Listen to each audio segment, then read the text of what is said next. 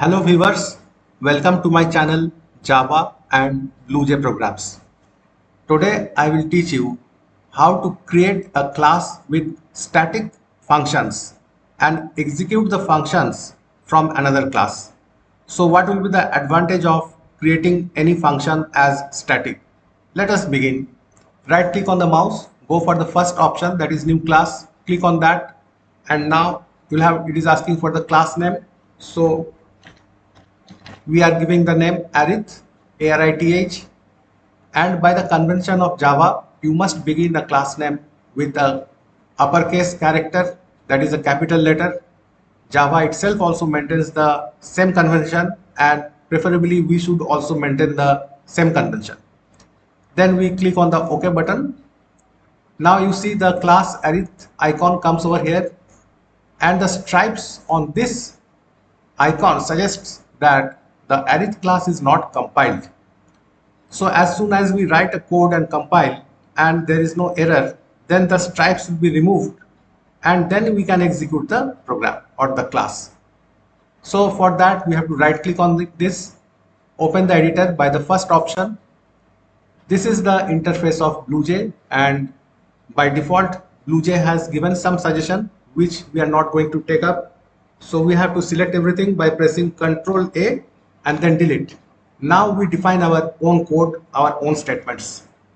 So the first statement is class arith, then the class body, and now we create a static function. So for that we have to use the keyword static, then it's a return type void. Let the function name be add with parameters int a and int b. So there will be two parameters a and b, data type int. Now let us create the other variable or variables. So here we require just a single variable, so we write int c semicolon. Now the processing statement, so c is equal to a plus b, and the termination. Now the output statement, system dot out dot println. We have to put some string over here, that means some message. So sum is equal to, and we close the string and put the plus sign. So the plus sign in this context, that is in print or println, is known as a concatenation operator. Concatenation operator.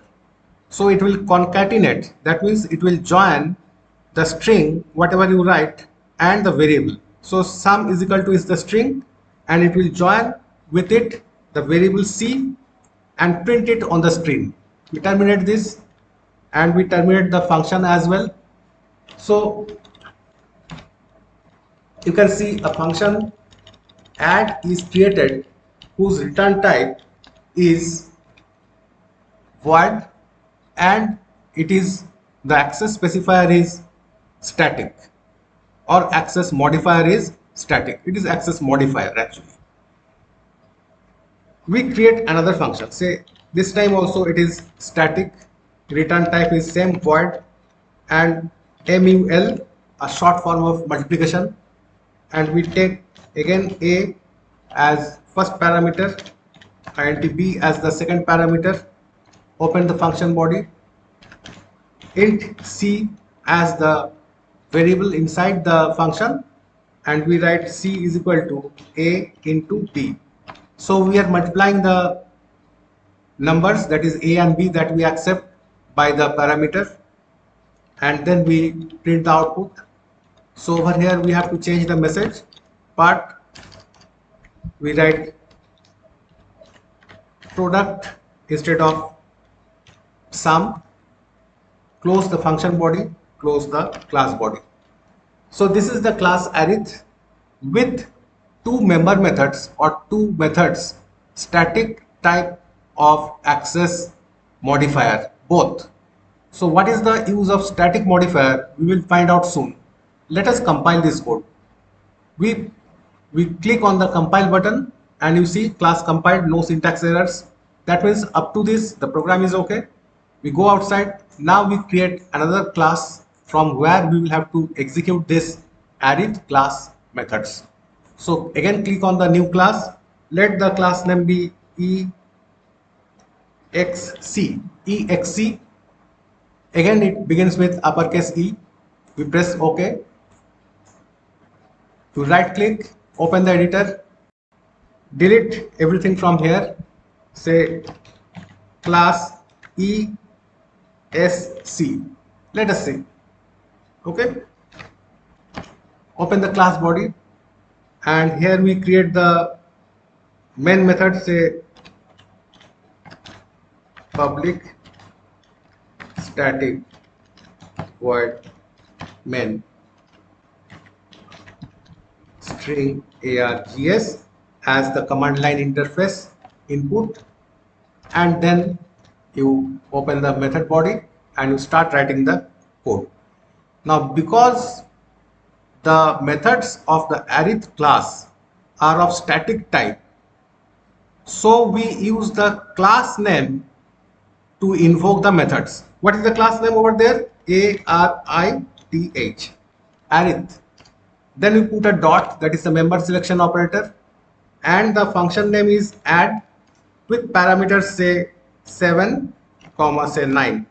So we pass two parameters because we have defined it over there with two parameters. Both of the data type is int.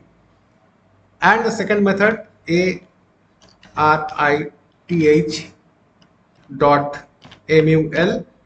Again here also we give say 5, say 9, or rather 7. End of the method and end of the class. So we create another class ESC. This time we are putting just two statements, arith.add and arith.mul.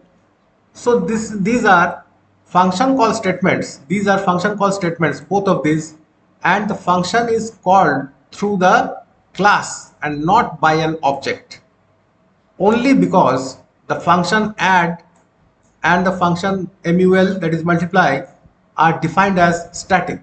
Let us now compile this. Let us see whether it is correct or not. So we click on the compile button. You see class compiled, no syntax errors. We close this. You can see an arrow has been pointed over here. Then we right click on ESC. We click on the main method. We don't have to give any parameter over here, just click OK, and we go for the output window. Okay, you see it has been minimized. Let us find out, let us make it bigger, and you see this is the output we get. So sum is equal to 16 and product is equal to 35. That means what? The methods of the class arith, let us open the class again, that is add and mul, are executed from the ESC class with just the class name as the calling process. That is class name dot add, class name dot mul, only because add and mul are created as static. So by definition of Java, a static method belongs to the class as a whole and is not the property of an instance or object. That means what? When you create any method or any variable also we can create as static data type, static access modifier type, then it belongs to the class as a whole and is not the property of an object. So you can invoke those kind of variables or functions with the class name only. Like when we require, we write math.sqrt or math.power. So what does the power and sqrt methods suggest? That those are static methods. Therefore, we can invoke them with the math class name, that is we write math dot some method name, that is sqrt, ceiling, floor, max, mean, whatever we want, through the class name only, because the functions are defined with the access modifier static. So again, before ending, I repeat the same thing, that a static member belongs to the class as a whole and is not the property of an object. I hope you have understood. Thank you for watching the video.